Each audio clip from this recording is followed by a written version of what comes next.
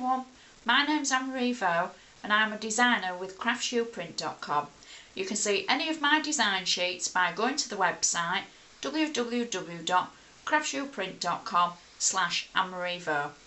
Today I'd like to show you how to make a card using one of my designs.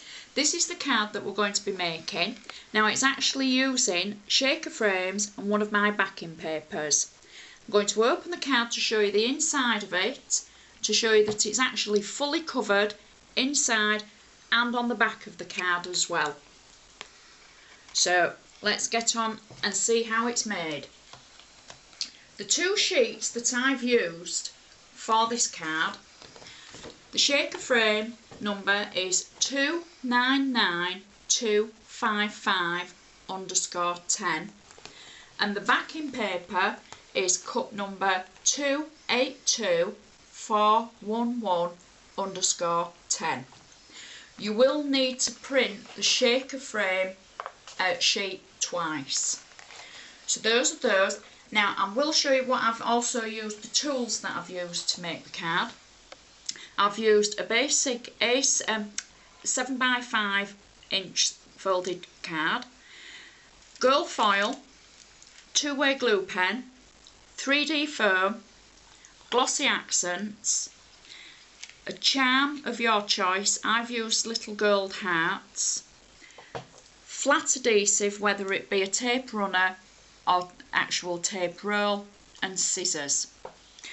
So when you've printed off your sheets, and as I say, 2 copies of the actual frame, but you only want one of the backing paper, you're going to cut the frames out like so, and the base, and then you're going to take your card and I'm going to show you how to cut the circle in. Don't worry that it doesn't look neat and tidy at the moment. So we've cut everything out. I've put tape already on the back and I'm going to put those to one side. I've literally taken the middle of the shaker frame out, and that's the middle. Doesn't look very good, however, but you're going to use it as a template. So literally you're going to put it on the folded card and you're going to draw around it and you're going to cut a circle. Don't worry about your edges because these are going to be covered by the frames and by the ribbon that's on the actual card itself. So you draw around the circle, cut the aperture part out. So that bit's done with your card.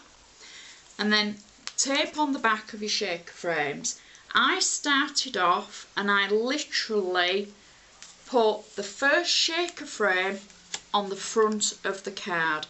I measure it up like so, and I shall just peel off my tape at the back.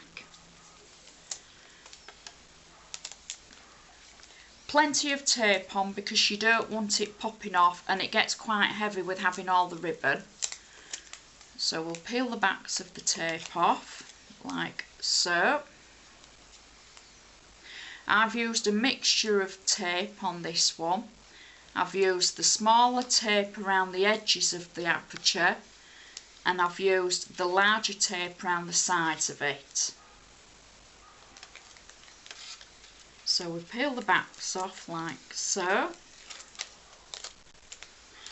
and we're going to place the frame onto the card, marrying it up like so. Now the aperture that you've cut, as you can see, is underneath the shaker frame, so you can't see a rough edge. I'm going to give you a top tip now, crafters.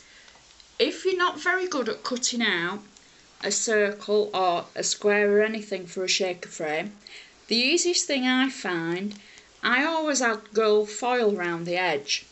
Now I've used a two-way glue pen and I've literally gone around the edge of the shaker frame and just touched it with the glue, and when it's turned from blue to clear, you go in with your foil, take the foil over the edge like so, just pat it down, and it'll only stick to the parts where the glue is, oops, like so, and it'll pick up the foil from the sheet as you go around the edges.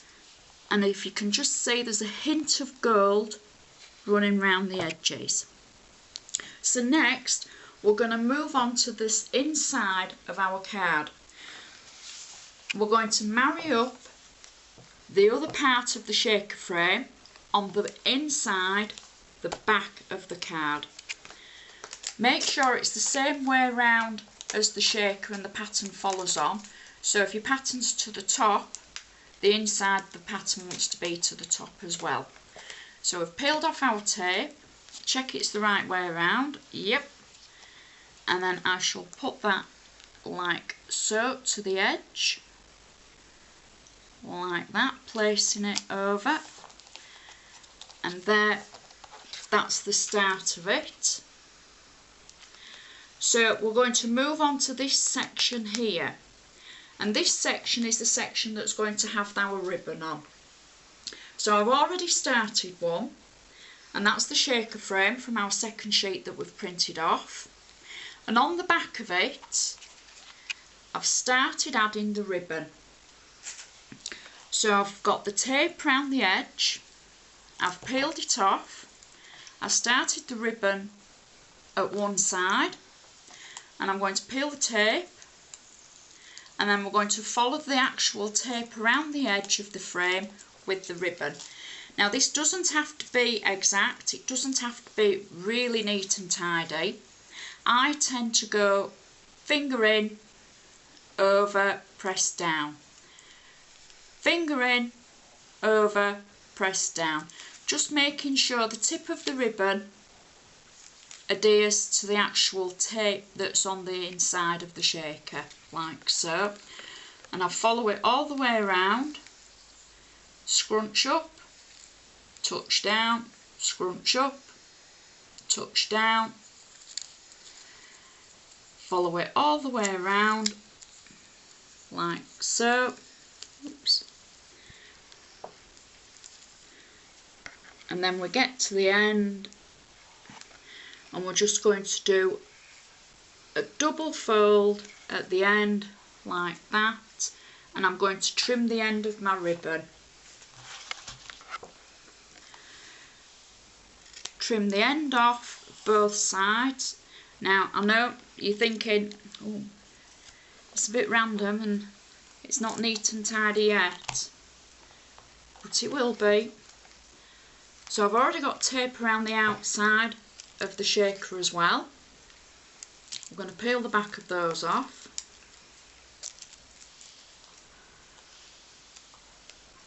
Like so.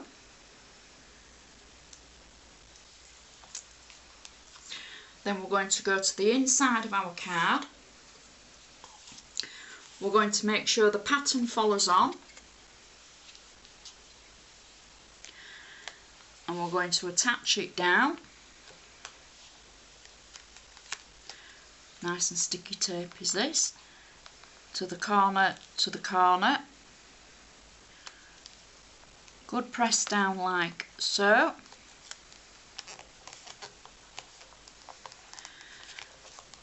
I'll turn it round. Okay. And that's the outside of your card. You can manipulate it to make it a little bit more ruffled or less ruffled, but just remember to keep it pressed down firmly so the adhesive can take, because you don't want the ribbon falling out. So that's the start of it. I'm going to take the last sheet of the solid back of the shaker frame, and I'm going to put that on the back of my card, like so. I did actually forget to mention at the top when we started about with the tools that we needed, the ribbon. Use any ribbon. I've used a double-edged satin ribbon with a contrasting colour. So on the back of the card we're going to attach the shaker base like so. So that's front and back covered. Now you can use the centre for anything. I've actually stamped an image that I have. I've used a circle of the backing paper and I'm going to attach the stamped image using 3D foam onto the backing paper circle that I've cut out. It's just so that it's a little bit raised in the centre. So we attach that like so. A little bit of tape for the back, and then we can add it to the back of the frame like so. You can pick any point to put it. I'm going to pick somewhere fairly central like that, and then all you need is the bow and the charm. So I've used the same matching ribbon that I've used for the actual ruffle round the side, and the charms that I've chosen, I've used some little heart charms. I'm sure like most of crafters you've all got little charms that you want to use. So I'm going to attach the ribbon using glossy accents because this will actually hold the charm. So the centre of the top I'm going to put a blob of glossy accents, good sized blob. That is a technical term, girls. Ribbon on there like so, and then I slot my charm underneath the ribbon, and the glossy accents should hold that firm like so. And there we go, finished card. I'd like to thank you very much for watching, and I hope you join me again on Cut TV. Thank you very much. Bye.